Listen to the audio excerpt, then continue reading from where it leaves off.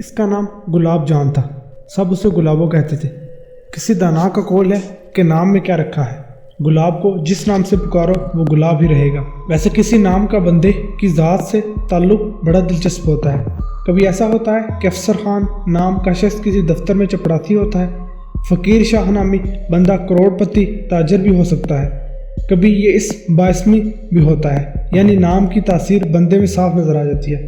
گلابوں کے ساتھ بھی ایسا ہی تھا، وہ گلاب کی طرح سرخی، تازگی اور شگفتی سے مالا مال تھی، بس مزاج کی تیز تھی، غصے ہوتی تو پوری بستی کو سر پر اٹھا لیتی تھی، جس راستے سے گزرتی گردن اکڑائے سینے پھلائے گزرتی تھی، کسی کو خاطر میں نہیں لاتی تھی۔ بستی کے سارے ہی نوجوان اس کے دیکھے والے تھے، ان میں کوئی بھی ایسا نہیں تھا جو اس کے من کو بھا جائے۔ دماس بستی کا ہر جوان دل ہی دل میں اس کی حسرت کا روگ لیے پھر رہا تھا۔ وہ سب کی آنکھوں میں اترنے والے خواب کی طرح تھی۔ خواب کا تعلق حقیقت سے نہیں تصور سے ہوتا ہے، وہ بھی صرف عالم تصور میں ان نوجوانوں کے لیے ممکن الحصول تھی، مگر حقیقت میں اسے پانے کی تمنا فضول تھی۔ گلاب کا پھول جس طرح کانٹوں کے حصار میں رہتا ہے، اسی طرح گلابو اپنے بھائیوں شوقی پہلوان کے روب داب اور اس کی طاقت کے سائے میں رہتی تھی۔ کانٹوں سے بچ بچا کے گلاب کو توڑا جا سکتا ہے، شوقی پہلوان سے نظریں بچا کر گلابوں کے قریب جانا گویا مگرمچھ کے منہ سے نوالا چھیننا تھا۔ شوقی پہلوان دماس بستی کا نامی گرامی پہلوان تھا، اس کی طاقت اور دیسی کشتی میں مہارت 8 کوس تک بس میں نہیں تھی۔ انہی میں ایک عاشق گل شیر تھا، وہ دماس کی بستی کا ہی رہنے والا تھا، اسے بھی پہلوانی کا شوق تھا، اسی لیے گلو پہلوان کے نام سے جانا جاتا تھا۔ وہ پیشے کا لوہار تھا، قد کاٹ کا پورا پہاڑ تھا، قمیض کی آستینیں ہمیشہ چڑھا کے رکھتا تھا، اس کے بازو کی مچھلیاں پھڑکتی رہتی تھیں، بڑے بڑے ہاتھوں میں ہتھوڑا پکڑ کر سخت سے سخت لوہے کو بھی اوزاروں میں ڈال دیا کرتا تھا۔ کشتی کے مقابلوں میں وہ حصہ لیتا تھا، اس نے بڑے بڑے پہلوانوں کو چت کیا تھا۔ ایک شوقی پہلوان ایسا تھا جسے شکست دینے کے ارمان میں وہ اندر ہی اندر سے گل رہا تھا۔ 2 دفعہ اس کے مقابلے میں آیا تھا، دونوں بار اسے شکست ہوئی تھی۔ شوقی پہلوان کے مقابلے میں آنے کا اس کا مقصد محض کشتی میں ہرانا نہیں ہوتا تھا، اس کی تمنا گلابوں کا حصول تھا۔ گلو پہلوان اس سے طوفانی عشق کرتا تھا، یہ عشق فی الحال یک طرفہ تھا۔ اس نے کئی بار گلابوں کے آگے اپنے عشق کا اظہار کرنے کی کوشش کی تھی، مگر اشاروں سے آگے کھل کر اظہار کی ہمت نہ کر سکا۔ اس روز بھی گلو پہلوان نے ہمت مجتمع کی، اپنی دکان بند کر کے وہ دریا میں تیراکی کے بعد واپس آ رہا تھا۔ کھیتوں کے بیچوں بیچ پگ ڈنڈی پہ اپنے بھاری قدموں سے دب دب کرتا ہوا چل رہا تھا۔ اچانک اسے گلابو دکھائی دی، وہ چارے کا گٹھا اپنے سر پر اٹھائے چلی جا رہی تھی، اس کا پرشباب جسم جیسے بجلیاں گرا رہا تھا۔ گلو پہلوان چند ثانیہ مبہوت سا اس پیکر ناز کو دیکھتا رہ گیا، اس کے قدم بھی جیسے چلنا بھول گئے تھے۔ اس دوران گلابو اس کے قریب آ گئی، اسے بیچ راستے پر کھڑا دیکھ کر ڈپٹ کر بولی، اے گلو پہلوان، یہ راستہ روک کے کیوں کھڑا ہے؟ وہ گڑبڑا کے بولا، نہیں تو گلابو، میں تمہارا راستہ کیوں روکوں گا، بس تمہارے احترام میں رک گیا تھا۔ گلابو غرور سے بولی، بستی کے سبھی جوان میرے بھائی سے ڈرتے ہیں، اسی کی وجہ سے وہ میرا احترام کرتے ہیں، لیکن میں بھی کسی سے کم نہیں، کوئی میری طرف ٹیڑھی نظر سے دیکھ تو لے، آنکھیں نہ نوچ لوں اس کی۔ وہ سٹ پٹا کے بولا، اف گلابو، تم کتنی نادان ہو، میں تمہارا احترام تمہاری بھائی کے خوف سے نہیں کرتا، نہ ہی تم سے ڈر کے کرتا ہوں، یہ کچھ اور ہی معاملہ ہے۔ گلابو نے دب سے اپنے چارے کا گٹھا زمین پر رکھ دیا، پھر تیز لہجے میں بولی، اے گلو پہلوان، یہ فلمی ڈائلاگ میرے آگے مت بولو، تم کس معاملے کی بات کر رہے ہو؟ دیکھو گلابو، تم ذرا اپنے بارے میں سوچو، تم گلاب کی طرح خوبصورت اور تر و تازہ ہو، تمہیں دیکھ کے تمہارے دل میں کسی کے لیے پیار نہیں جاگے گا کیا؟ وہ بے نیازی سے بولی، گلاب کی خوشبو بھی، اس کی خوبصورتی بھی سب کو متاثر کرتی ہے، میں جانتی ہوں تمہارے جیسے بہت سے جوان میری تمنا میں پاگل ہوئے جا رہے ہیں، لیکن سب جانتے ہیں مجھے پانے کے لیے میرے بھائی کو کشتی کے مقابلے میں شکست دینا ہوگی۔ وہ تیش سے بولا، تمہارا وہ بھائی انسان نہیں، کوئی دیو ہے جسے شکست دینا ممکن ہی نہیں۔ تم ذرا سوچو، کیا اسی طرح پڑی رہو گی؟ کوئی مرد میدان نہ ملے تو بغیر شادی کے زندگی گزار دو گی؟ ابھی جوانی ہے، گلابوں سی تازگی ہے، چند ہی برسوں میں مرجھا جاؤ گے، تب تم ارمان کرتی رہو گی کہ کوئی تمہاری طرف محبت سے دیکھے گا بھی نہیں۔ وہ طنز سے بولی، اے گل شیر، یہ مجھے کس طرح کی پٹی پڑھا رہے ہو؟ سیدھی طرح بتاؤ کہ کیا چاہتے ہو؟ میری تمنا اگر دل میں ہے تو ایک ہی راستہ ہے، میری بائی کو اکھاڑے میں بچھاڑ دو، ورنہ یہ الٹی سیدھی باتیں مت کرو۔ یہ کہہ کر اس نے ایک جھٹکے سے چارے کا گٹھا اپنے سر پہ رکھا اور تیزی سے اپنے راستے چل دی۔ گلو پہلوان حسرت بری نظروں سے اسے جاتے ہوئے دیکھتا رہا، اس کی نگاہیں گلابوں کی پشت پر جمی تھی اور دماغ گلابوں کو پانے کی تدابیر سوچ رہا تھا۔ شہروز کا تعلق شہر سے تھا، ایک بڑے شاپنگ مال میں اس کی گارمنٹس کی دکان تھی۔ یہ شاپنگ مال شہر کے پوش علاقے میں تھا، وہ خود دکان پر بہت کم بیٹھتا تھا، اس کے بعد ملازم انتظام سنبھالتے تھے۔ वो अक्सर शाम के वक्त थोड़ी देर के लिए आता था, दिन भर का हिसाब किताब देखता, फिर दुकान बंद होने के बाद चला जाता। शहरोज एक लाव वाली और हाँ मस्त जवान था। BS इकनॉमिक्स के बाद भाइयों के जोर देने पर अमली कारोबार से जुड़ गया। इसका बस चलता तो वो आज़ाद पंछी की तरह हवाओं में उड़ता रहता, अपने दोस्तों के साथ घूमता फिरता, दिन का ज़्यादातर वक्त मार्शल आर्ट अकेडमी में गुजारता। मार्शल आर्ट्स के खिलाड़ी अक्सर दुबले पतले होते हैं, मगर शहरोज मजबूत कद काट का नौजवान था। ऊंचा कद, चौड़ा सीना, कठीला बदन, भारी जिसामत के बावजूद वो बहुत फुर्तीला था। मार्शल आर्ट्स के दाव बीज इस्तेमाल करते हुए वो किसी चीते की तरह फुर्ती दिखाता था। इस शाम वो घर को आया तो अम्मी कुछ उदास और परेशान थी। पूछने पर पता चला कि गांव में मौजूद इनकी बहन सीढ़ियों से गिरकर जख्मी हो गई है। इनकी कमर और एक टांग पे चोट आई है। इनके बेटे ने फ़ोन करके सारी सूरत हाल बताई है। शहरोज ने मुअद्दब लहजे में कहा, बहुत अफसोस हुआ अम्मी, हालाजान ठीक हो जाएगी इंशाल्लाह। माँ ने दुख से कहा, बेचारी आपा पहले ही से शुगर की मरीज़ा है, जख्मी होने से इनकी तकलीफ मजीद बढ़ गई है। अम्मी, अगर आप यूं ही परेशान हो रही हैं तो हमारे हालो खुद बड़े मशहूर हकीम हैं, पूरे गांव के बीमारों का इलाज करते हैं। हालांकि बारे में उन्होंने कुछ अच्छा सोचा होगा। अम्मी बेचैनी से बोली, मेरा दिल सख्त घबरा रहा है, तुम कल सुबह मेरे साथ गांव चलने की तैयारी करो, हम बड़ी आपा के पास जाकर उनकी हैरियत पूछेंगे। शहरोज ने ताबेदारी से सर झुका लिया। अगली सुबह वो अपनी माँ के साथ दमास बस्ती की जानिब रवाना हो गया। गुल्लू पहलवान का उसकी चाहत ने जितना गुल्लू पहलवान के लिए रोग बनाया हुआ था, इसका हसूल इतना ही डरावने हाव की तरह लग रहा था। इसके आगे महज गुलाबों का दिल जीतने का इम्तिहान नहीं था, इसके देओन नस्ल भाई को कुश्ती में हराना भी था। असल में यही दूसरा मरहला इसके लिए बड़ा इम्तिहान था।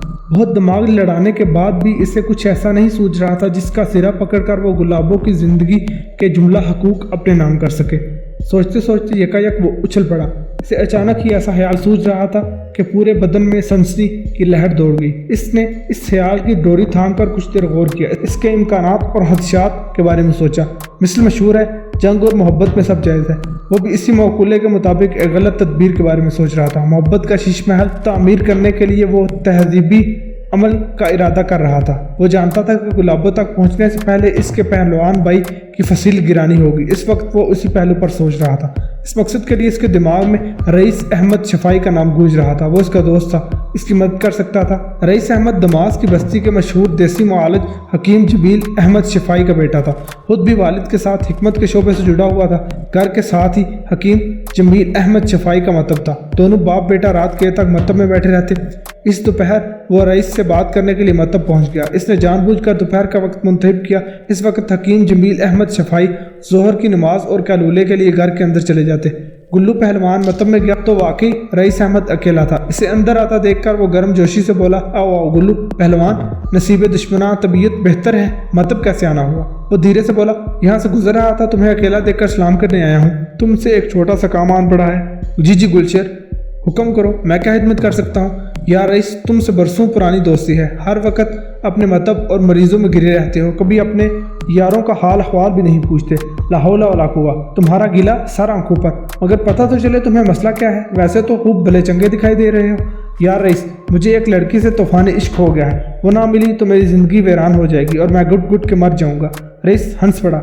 मर्ज इश्क का इलाज हकीम लुकमान के पास भी नहीं था। ये 21वीं सदी है, तुम फिक्र मत करो, हमारे पास इसकी भी दुआ मौजूद है। इसने तफहीमी अंदाज में सर हिलाते हुए कहा, मैं जानता हूँ दोस्त, इसीलिए तो आया हूँ, मगर एक बात है, मुझे ऐसी दवा चाहिए जिसे खा के ताकत ज़ायल हो जाए, एक नाकाबिले शिकस्त पहलवान भी कच्ची दीवार की तरह ढह जाए। रईस ने चौंक कर इसे देखा। कुछ देर इसकी टटोलती नजरें इस पर जमी रही, फिर खुश्क लहजे में कहा, गुलशेर, तुमसे बेशक पुराना ताल्लुक है, मगर मुझसे ऐसी तवक्को ना रखो, किसी तहजीबी कार्रवाई के लिए तुम्हारी मदद करूंगा। तुम मुझे ज़रा तफसील से बताओ, किसे कमज़ोर बनाना चाहते हो? रईस भाई, तुम जानते हो शौकी पहलवान की बहन कैसी क़यामत है, मैं इसी का दीवाना हूँ। तुम्हें यह भी मालूम है कि शौकी पहलवान ने इसका हाथ मांगने वाले के लिए क्या शर्त रखी हुई है? खुदा की बना, शौकी पहलवान में गोया रुस्तमे ज़मा पहलवान की रूह हलूल कर गई है, वो किसी के काबू में ही नहीं आता। अब तुमसे मदद का वास्गार हूँ, कोई ऐसी दवा दो ताकि वो अंदर से खोखला हो जाए। रईस ने इसकी बात काटी। गुलशेर, बस करो, ये शेष चिली वाले ख्वाब मत देखा करो, ये सब कैसे मुमकिन है? कमज़ोर बनाने वाली दुआ खाने के लिए इसे किस तरह दी जा सकती है? यार रईस, अब इतने बोले भी मत बनो। मैं जानता हूँ बहुत से पहलवान हकीम साहब से मुकव्वी माजून लेकर इस्तेमाल करते हैं, मैं भी लेके जाता हूँ। तुम शौकी पहलवान वाली मौजून में कमज़ोरी की दवा शामिल कर दो, वो मुकव्वी मौजून समझ कर खा जाएगा और इस तरह इसकी बुनियादें हिल जाएंगी।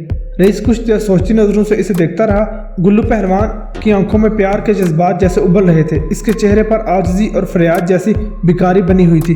रईस अहमद को इस पे तरस आ गया। वो दोस्त था, अपनी मोहब्बत पाने के लिए इससे मदद का तलबगार था। वैसे भी वो समझता था कि कमज़ोर मौजून का असर वक्ती होता है। ये सोचकर इसने गुल्लू पहलवान से वादा कर लिया कि इसकी हाथ शौकी पहलवान को कमज़ोर बनाने वाली मौजून बना के रख देगा। गुल्लू पहलवान इसे दुआएं देता हुआ रुखसत हो गया। इसे मतलब से गए हुए कुछ ही देर गुजरी थी कि अचानक रईस की नज़र बाहर सड़क की तरफ गई। इसके घर के दरवाजे पे एक कार आ रुकी थी। दरवाजे खुले तो पिछली सीट से एक बावकार खातून बाहर निकली। इस वक्त ड्राइविंग सीट से एक सेहतमंद नौजवान शहरी लिबास पहने हुए बाहर निकला। इन दोनों को देखकर रईस अहमद चौंक गया। वो बावकार खातून इसकी हाला थी और वो नौजवान हाला का बेटा शहरोज था।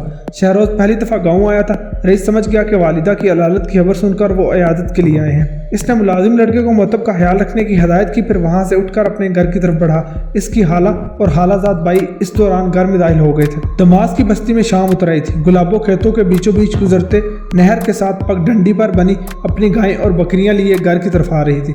बस्ती में इनकी खासी जमीनें थी। वो सुबह अपने मवेशी खोलकर जमीनों पर ले जाती, वहां खोंटे से बांधकर चारा वगैरह डाल के वापस आती, फिर शाम को वापस ले आती। इस शाम वो अपने मवेशियों को लेकर घर की तरफ आ रही थी। खेतों के दरमियान बहती नहर के साथ पगडंडी कम कुशादा थी। दो बंदे पहलू पर पहलू बमुश्किल से चल सकते थे। एक जगह वो अचानक ठटक गई। सामने कुछ फासले पर एक अजनबी से अपनी तरफ आता दिखाई दिया। वो शहरी लिबास में यानी पतलून कमीज में था। बड़ा ही कदावर और मजबूत जिस्म का नजर आता था। दमास की बस्ती में भी पहाड़ जैसे कद्दोकामत के नौजवान थे। वो जब गली में गुजरते थे तो इनके कदमों की दमक से जमीन गोया लरजने लगती, मगर गुलाबो किसी भी जवान से मुतासिर नहीं हुई थी। इस अजनबी में खुदा जाने क्या बात थी कि जूं जूं वो करीब आ रहा था, गुलाबों पर जैसे सहर तारी हो रहा था। वो खुद रफ्तगी की कैफियत में थी। वो अपने आसपास की दुनिया और मवेशी भूल चुकी थी। अचानक एक दिलचस्प सूरत हाल पैदा होगी जिससे गुलाबो भी चौंक कर बेदार हालत में आ गई। नहर के साथ जो पगडंडी थी वो कम कुशादा थी। एक तरफ नहर थी, दूसरी तरफ एक जरा नशेब में खेत बने हुए थे। तो अजनबी जब करीब आया तो गुलाबो की एक गाय ने सबसे पहले इसका इस्तकबाल किया। अपने रास्ते में गैर मानूस शख्स को देखकर शायद गाय का मिजाज बिगड़ गया। इसने आलमे तैश में अजनबी पर सींगों से हल्ला बोल दिया। ये बस चंद सानियों का खेल था। इधर गाय ने जोर से अपने सर के बल अजनबी की तरफ झपट्टा मारा, उधर अजनबी ने बिजली सी सरहद से कलाबाजी खाई और पलक झपकने में हवा में उड़ता हुआ नहर के दूसरे किनारे पर जाके अपने कदमों पे मजबूती से खड़ा हो गया। गाय की बदकिस्मती थी कि वो अपनी जोंक में इतनी आगे बढ़ गई कि इसके अगले पैर पगडंडी से उतरकर नहर में फिसल गए। दूसरे ही लम्हे वह सर के बल नहर में जा गिरी। नहर में पानी कम था, इसलिए गाय चंद बार छलांगे लगाकर नहर से बाहर निकल आई। ये सब बस 1 मिनट के अंदर अंदर हुआ था। गुलाबो एक तहय्युर के आलम में सारा माजरा देखती रही। अजनबी को देख के वो होश से बेगानी हो रही थी। इस पर गाय और अजनबी के मार्के ने मजीद बिजलियां गिरा दी थी। वो फिर चौंक सी गई, खुद को संभाला। गुलाबो का फिक्री अखड़पन ऊद के आया। वो डपट कर बोली, कौन हो तुम? तुम्हारी वजह से मेरी गाय डूबते डूबते बची है। अजनबी अभी तक नहर की दूसरी जानिब था, वहां से छलांग लगाकर इस तरफ आया। इसने तेज लहजे में कहा, तुम्हें अपनी मनहूस गाय की बड़ी फिक्र हो रही है। वो अपने सींगों में पिरोकर मुझे नहर में फेंक देती तो मेरा क्या हश्र होता, ये क्यों नहीं सोचती? वो बेनियाजी से बोली, जब टक्कर मारती तब देखकर सोचती। अब ऐसा नहीं हुआ तो वो अवेला क्यों मचा रहे हो? वैसे तुम हो बड़े फुर्तीले। तुम जिस तरह हवा में उड़ते हुए दूसरी तरफ गए हो, मैं तो देखकर हैरान रह गई हूँ। इसी वजह से तुम्हारी गाय से महफूज रहा हूँ। वो गुस्से से बोला। वो टटोलती नजरों से इसे देखते हुए बोली, तुम बस्ती में अजनबी हो, लिबास और हुलिये से शहरी लगते हो, ये नहीं बताया कौन हो? इसने कहा, मेरा नाम शहरोज है। हकीम जमील अहमद शफाई मेरे हालू हैं, हाला बीमार हैं, उनकी इयादत के लिए शहर आए हैं। गुलाबो जरा नरमी से बोली, तुमसे पहली मुलाकात बहुत दिलचस्प रही, ये बहुत दिनों तक याद रहेगी। इसने कहा, तुम अपने बारे में बताओगी? वैसे तुम तो इस बस्ती की हो, मगर हो कौन? क्या नाम है? वो हंसते हुए बोली, शहर बानो। इस पूरी बस्ती में किसी से पूछ लो, मेरा नाम बाद में बताएगा, पहले ये कह देगा शौकी पहलवान की बहन है। किसी की मजाल नहीं कि मेरी तरफ मैली नजरों से देखे। शौकी पहलवान आंखें ही नहीं फोड़ लेगा, पेट भी फाड़ देगा।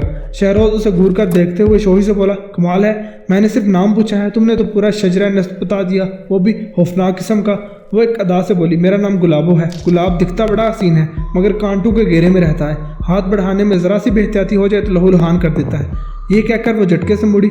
इसकी बकरियां और गायें इस दौरान में पगडंडी से उतरकर खेतों में आवारा फिरने लगी थी। वो आवाज़ें देती हुई दौड़ने के अंदाज में उनकी तरफ बढ़ी, इन्हें इकट्ठा किया और घर के रास्ते पर चल पड़ी। शहरोज खोए खोए अंदाज में इसे खड़ा देखता रहा। गाँव की ये अलहड़ मुटियार अपनी सादगी, बेबाकी और फितरी खूबसूरती से इसके दिल पर बड़ी आन बान से बुराजमान हो गई थी। रईस अहमद शफाई एक गुदाज इंसान था।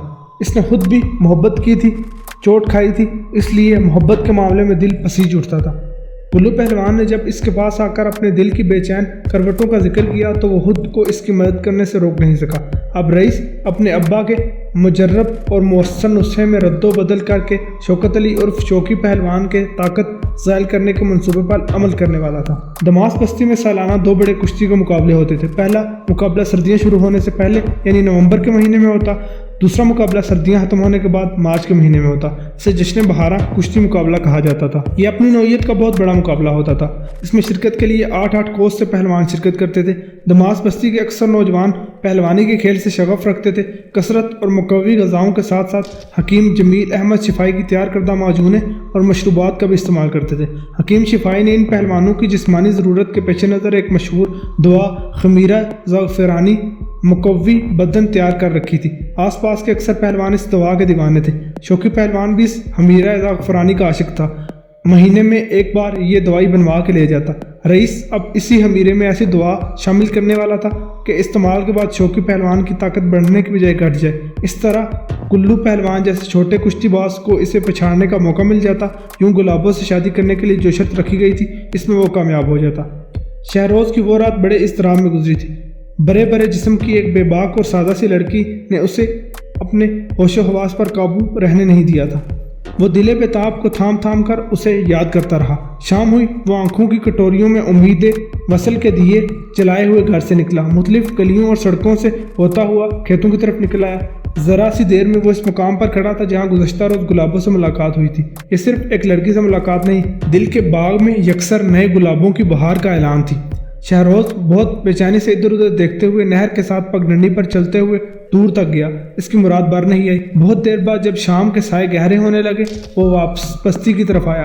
اس کا دل بہت بجھا بجھا سا تھا۔ آنکھوں کی پیاس کسی صحرا کی طرح پلکوں سے ابل رہی تھی۔ بستی میں آ کے وہ ایک گلی میں آہستہ آہستہ قدم اٹھاتا گزر رہا تھا کہ اچانک ٹھڑک گیا۔ کسی کی دید کی پیاسی نظریں گویا سمندر بن گئی۔ اس نے دیکھا گلابو اسی گلی میں سامنے سے آ رہی ہے۔ اس کے سر پہ کپڑے کے تھیلے کی ایک گٹھڑی تھی۔ گلی اتفاق سے ویران تھی۔ شہروز یک ٹک اسے دیکھتا جا رہا تھا۔ وہ بھی اسے گور گور کر دیکھتے ہوئے قریب آئے گی۔ پھر وہ چہکتے ہوئے انداز میں بولی، اے شہروز بابو کیسے ہو؟ شکر ہے اس وقت میری گائے ساتھ نہیں، ورنہ کل وہ جس طرح نہر میں گری تھی اس کا ضرور بدلہ لے لیتی۔ شہروز ہنس پڑا، تمہاری گائے سے مجھے کوئی خوف نہیں، بلکہ میں خود اسی امید پر کھیتوں کی طرف نکل گیا تھا کہ رات جو بات ادھوری رہ گئی ہے اسے آج پورا کر لوں۔ وہ آنکھیں مٹکا کے بولی، اے بابو کون سی بات ادھوری رہ گئی؟ کوئی ایک بات نہیں ہے گلابو، وہ کھوئے کھوئے لہجے میں بولا۔ تم اس وقت جلدی میں ہو، سر پر یہ سامان کا بوجھ بھی ہے، اس طرح بات کرنے کا کچھ مزہ نہیں آتا۔ ادھوری بات فی الحال ادھوری ہی رہنے دو، جب مناسب وقت آیا تو بتا دوں گا۔ وہ بولی، آج گھر میں مہمان تھے، میں مویشی لانے کھیتوں کی طرف نہیں گئی، بائی کا ایک شاگرد لے کر آ گیا تھا۔ کل شام کو میں کھیتوں کی طرف جاؤں گی، تم وہاں آ جانا۔ یہ کہہ کر وہ تیزی سے اس کے قریب سے ہو کر دوسری طرف چلی گئی۔ شہروز بے شمار مسرتوں کے ہجوم میں جیسے اڑتا ہوا آگے بڑھ گیا۔ گلابوں نے توقع سے بڑھ کر اس کی پیش قدمی کی پذیرائی کی تھی۔ اسے اندیشہ تھا کہ کہیں وہ سرد مہری سے پیش نہ آئے، اسے دھتکار نہ دے، مگر اس نے دھتکارا نہیں تھا، اسے پیار سے پکارا تھا۔ اسے بھی ملاقات کی خواہش تھی، تبھی تو وہ خود ہی اپنے کھیتوں میں ملنے کے لیے اسے بلا رہی تھی۔